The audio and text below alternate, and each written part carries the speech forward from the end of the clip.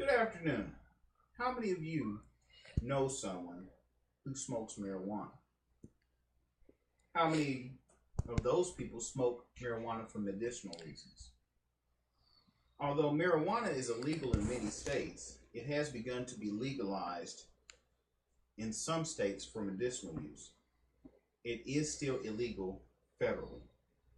Today, I will discuss some of the ways that marijuana can be used to treat various medical conditions. I will also discuss the various forms that marijuana may be used, and I will discuss how you can help legalize marijuana for medicinal purposes. My name is Gerald Clay, and I have a personal reason for wanting to discuss this subject. A very close friend of mine is suffering from stage 4 cancer. She currently smokes marijuana to help lessen the impact of the chemotherapy treatments that she's undergoing.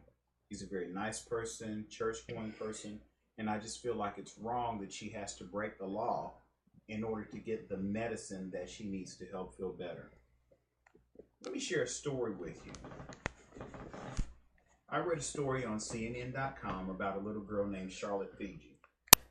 Charlotte was a 3-month-old little girl, and one day as her dad was changing her diaper, she started to have seizures. She went into convulsions, her eyes were flickering, things of that nature. Her parents rushed her to the hospital, of course, and when they got there, they ran all sorts of tests, blood tests, other types of tests, and everything came back showing normal.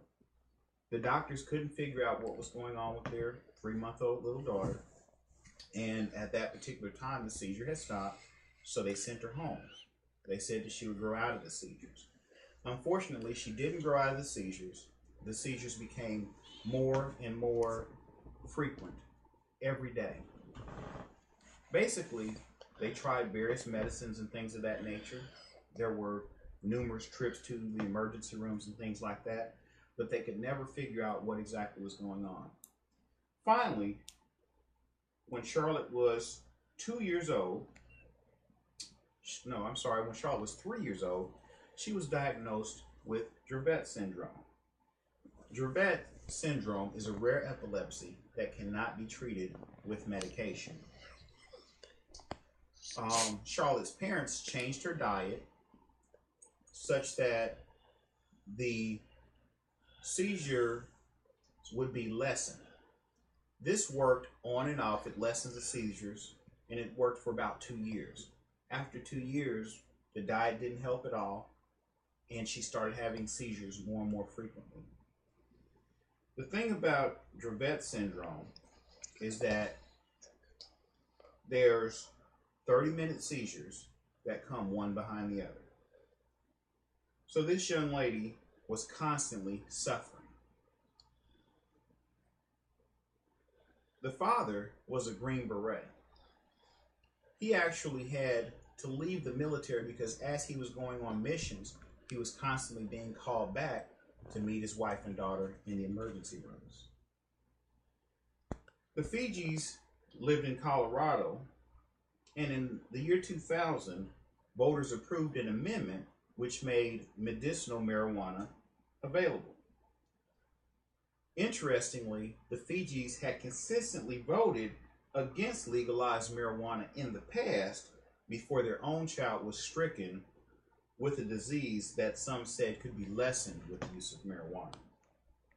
The father went onto the internet, started to research to try to find out if there was something that could help his daughter. He found information about a boy who had been taking marijuana to lessen the effects of the seizures that he had from his Dravet syndrome. They were getting pretty desperate to find something for their daughter. By this time, Charlotte was 5. She could no longer walk, she could no longer talk, she could no longer feed herself. She was having over 300 grand mal seizures a week. This is when Charlotte's mother decided to try the medicinal marijuana. She went to different doctors. They were all pretty hesitant to write a prescription for her because her daughter was so young. She did find 2 doctors who were willing to write the prescription, and they did. They found a dispensary in Denver and paid $800 for 2 ounces of the marijuana oil. They began with a small dosage on Charlotte, and the effect was immediate. Charlotte did not have a seizure for the next 7 days, and the only reason that it started again after the 7 days is because they were running out of the supply. This was the first time since Charlotte was 6 months old that she didn't have a seizure for an extended period. So needless to say, the parents made arrangements to get more of the marijuana oil so that it could deal with the condition. Charlotte is now 6 years old, and she gets a dose of cannabis oil in her food twice a day. She is now a normal, smiling, laughing, vibrant young girl. This is an example of why I'm talking to you about why it is important to legalize medical marijuana federally. Today I'm going to give you some compelling reasons why marijuana should be legalized for medical use. I conducted research over the last 3 months, and I pulled information from various websites that were both for and against legalization. The main points that I will cover with you today are: why is marijuana illegal? What are the various forms of medicinal marijuana? What conditions can be improved? And what you can do now to help legalize marijuana federally. Now that you understand some of the background, let's talk about how we can get more in depth about this issue. Why is marijuana illegal? Marijuana was made illegal federally in 1937. Then in 1970, marijuana was classified as what's called a Schedule I drug. Basically, this classification led to marijuana possession being handled as one of the most deadly drugs. Marijuana was deemed as deadly as cocaine, heroin, and other controlled substances.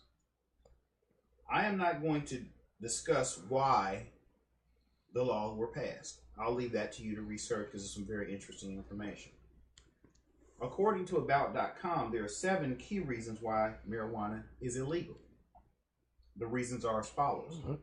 It is perceived as an addictive, which is not true. It's no more addictive than alcohol and some of the other legal drugs. It has no accepted medical use. There are a number of studies that have been conducted that show several different medicinal uses of marijuana, some of which we'll talk about later, but none of that information is being accepted by the general public. It has been historically linked to narcotics such as heroin. It's guilt by association. Marijuana has been associated with some of the deadlier drugs from the very beginning, and now to this day it's still the same way. It was associated with unfashionable lifestyles, hippies, beatniks, bums, dope heads. You know, those types of lifestyles that people look down on are associated with marijuana. Helps keep it illegal. It was once associated with oppressed minority groups. Again, as you do your researches into why the laws were passed to make it illegal, you'll find that African Americans and Latin Americans were targeted with the way some of the laws were put together. Inertia is a powerful force in public policy. It's been illegal, so let's keep it illegal, basically. Advocates for marijuana legalization rarely present an appealing case. There's a lot of good reasons to legalize marijuana medicinally. Someone has to make the case, and someone has to be consistent about doing that. According to BruceandBlock.com, there are 20 states that allow medical marijuana use. This is good for those states, but what about the other 30 states where medical marijuana is still illegal? People are suffering needlessly. Marijuana was America's #1 painkiller from 1842 to 1900. And that was just until aspirin was rediscovered. Francis Law, a judge, held hearings in 1988 to review the medicinal uses of marijuana. He found lots of different reasons and uses for marijuana, but the information was never acted upon. The number of people incarcerated for drug offenses skyrocketed after the war on drugs was started, as indicated by this chart.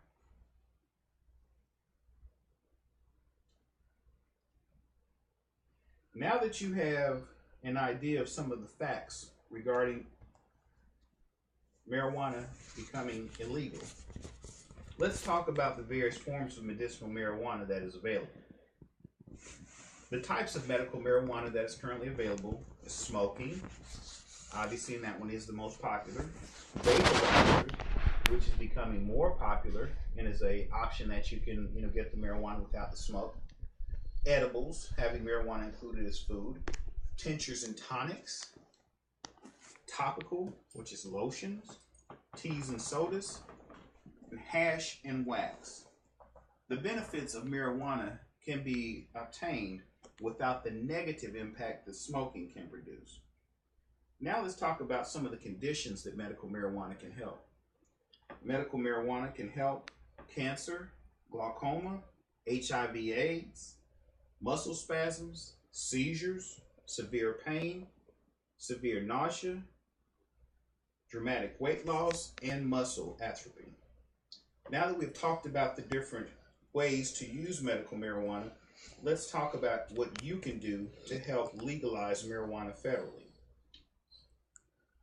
According to GeorgiaCareProject.com, here's 7 things that you can do to help legalize marijuana federally.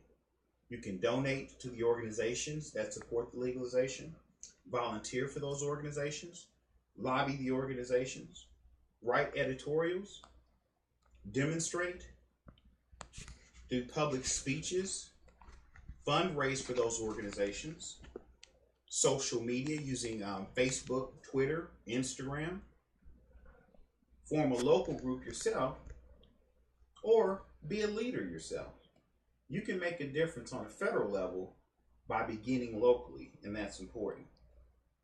To wrap things up, we covered why is marijuana illegal, the various forms that medicinal marijuana can take, what conditions can be improved with marijuana use, and what you can do now to help legalize marijuana federally. I hope that you found this information informative, and I invite you to research the facts yourself further. I challenge you to take the information that I've shared with you today, along with any other information that you might obtain, and talk to your senators and your representatives about it. Help them understand that you fully support the legalization of marijuana for medicinal use. Thank you, and do you have any questions?